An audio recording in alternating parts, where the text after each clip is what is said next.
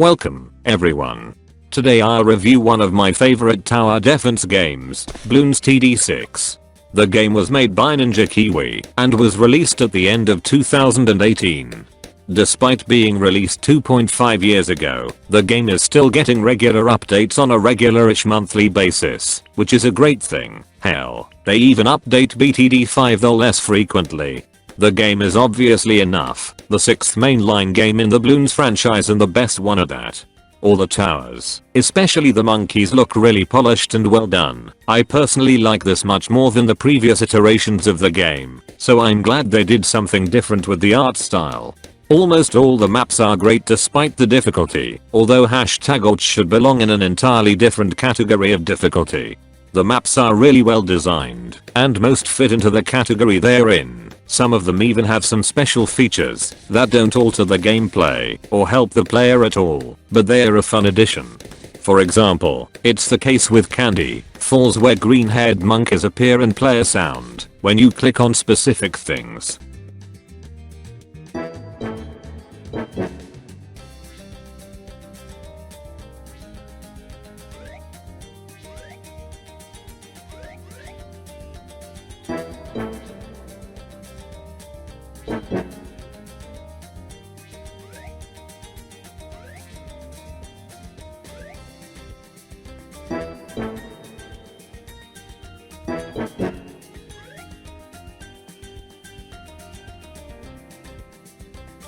The upgrades are pretty great, some a lot more useful than others, so there's a kind of imbalance among them, but it's hard as fuck to balance this many upgrades. So also, I miss some use for the experience points after you unlock every upgrade for every monkey, which happens relatively early, I'd guess within 10 hours. Maybe they could be converted to monkey money for like 1 monkey money for 1 million experience, or you could get something for them in the in-game store, but that's just 2 of a lot of possible ideas for making some use for excess experience. Now that I'm talking about the experience of towers, I'll tell you that most towers are very versatile and useful, and my favorite one is the Dartling Gunner, of course. Fans along with myself were excited as hell when NK revealed that this fan favorite tower would be coming to BTD6. And the fan service is there. It's just as if not more awesome than in BTD5. The most useful tower though to me is undoubtedly the tack shooter, simply because it's great in both early and late game, and the former can't really be said for the Dartling Gunner. Correct me if I'm wrong. The debate over which of the magic monkeys is the best is something I should have no say in, since I really don't use them much.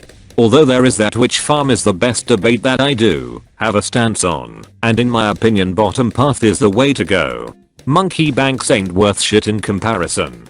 Feel free to tell me I'm wrong in the comments below. Anyway, there are powers which I rarely ever use and mostly get from those daily chests. Most of the time I either don't remember that they exist or just don't use them because I consider the powers cheating.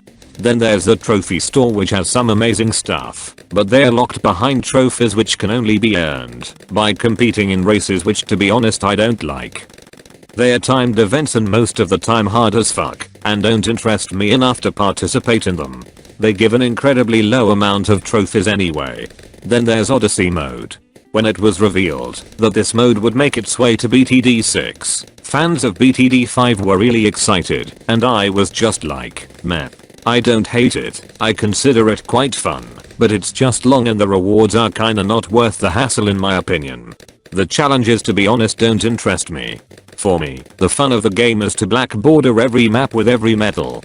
That is hard enough to achieve on just one easy map sometimes, but it ends up being worth it with the black border and the monkey money. By the way, I love how Ninja Kiwi knows about that strategy where you're about to die and don't want to start over, so you just exit the map and start from the round that you were about to die in. If you do this on a chimps mode map and beat it, then you won't get a black border, you'll get a yellow border. I found this out the hard way. Finally, I want to talk about heroes.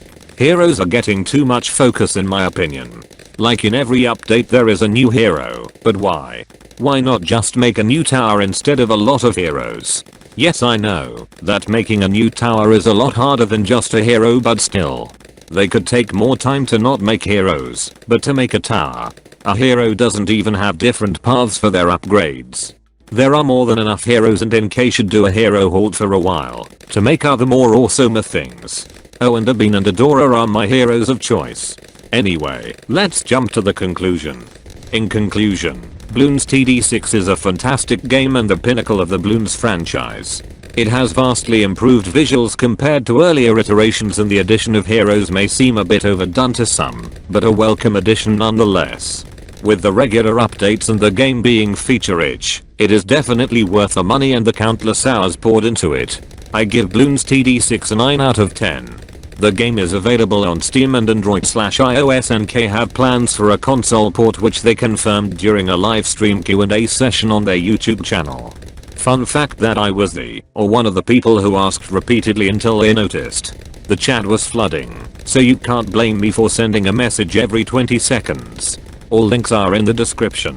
Follow me on Twitter, subscribe to my secondary channel, and of course this one as well. Also subscribe to my new speedruns channel, where the only current video is the raw footage of the currently worst Sonic run of Sonic Mania on speedrun.com. I'll see you in the next video. Comment, like and subscribe to all 3 channels. Check out the links in the description, and goodbye, everyone.